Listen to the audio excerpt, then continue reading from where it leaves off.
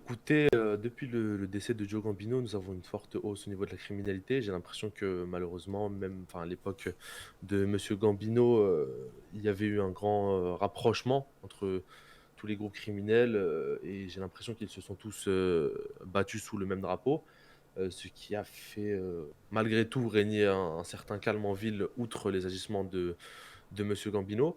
Donc malheureusement, j'ai l'impression que maintenant tout le monde essaye de s'arracher entre guillemets «le pouvoir», si vous voyez ce que je veux dire. Et du coup, ça crée énormément de guerres, de gangs et ce qui impacte, bah, malheureusement les civils en premier lieu. Du coup, vous pensez que les criminels sont en train de lutter pour prendre la place qui était auparavant occupée par Gambino, c'est ça? C'est ça, je pense qu'aujourd'hui les criminels sont en quête de pouvoir et en quête, bah, justement de ce qu'avait Gambino, ce qu'avait fait Gambino et malheureusement, bien évidemment, ce n'est pas la bonne décision à prendre. Maintenant, les criminels font leur choix et nous allons lutter pour, avant tout, la sécurité des citoyens. Et concernant le LSPD, vous avez peut-être des mesures qui vont être prises en place pour leur donner plus de possibilités de régler ce problème?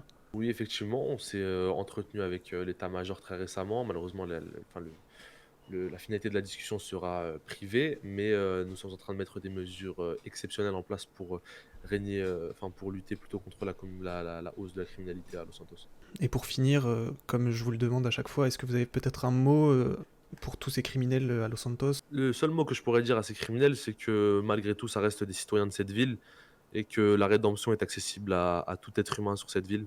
Je ne suis pas omniprésent ni omnipotent, mais je garantis à au moins chaque criminel que si, il arrête aujourd'hui ses agissements, il ne lui arrivera rien. Tout le peuple de Los Santos est avant tout une grande famille et n'oubliez pas que, avec la hausse de la criminalité, que ce soit nous les citoyens, entre guillemets, simples et vous les criminels et cetera, c'est que vos familles peuvent être braquées, vos proches peuvent être braqués, vos les gens que vous aimez peuvent subir des pressions à cause d'autres criminels, donc ne rentrez pas dans ce jeu-là. Ce sera de la haine en réponse de la haine et ça ne créera que le feu et le sang. Mademoiselle Winter, je vous pose les mêmes questions que je viens de poser à Monsieur le Président. Tout d'abord, que pensez-vous de cette hausse de la criminalité depuis ces quelques semaines? Je vous cacherai pas que je trouve ça inquiétant actuellement au niveau de la ville, puisque les criminels sont de plus en plus présents. Donc, sortir à l'extérieur sans faire des activités, que ce soit dans les bars ou que ce soit juste aller faire du shopping, on peut toujours être sous l'emprise d'un criminel ou quelque chose. Donc, c'est un peu inquiétant. Quelles solutions seraient envisageables pour justement faire baisser cette criminalité? C'est sûr qu'actuellement, il doit y avoir une raison pour laquelle les gens sont portés à vouloir faire des crimes comme faire des braquages ou des choses comme ça. Je ne sais pas si c'est une question de salaire ou une question de peut-être pas assez d'emploi.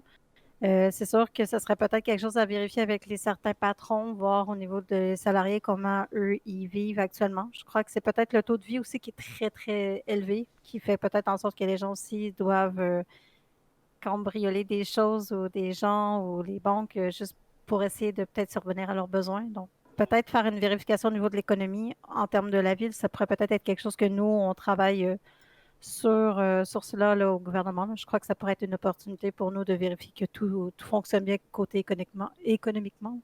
Et pour finir, est-ce que vous avez un petit mot pour les personnes qui voudraient se lancer entre guillemets dans la criminalité ou commettre des actes illégaux? C'est sûr que moi, je déconseille fortement d'aller vers cette voie-là. C'est sûr que avec la justice, quand on se fait prendre, on paie généralement le double ou le triple de qu'est-ce qu'on ça le rapporte. Donc, souvent, c'est non rentable de s'en aller vers là-bas.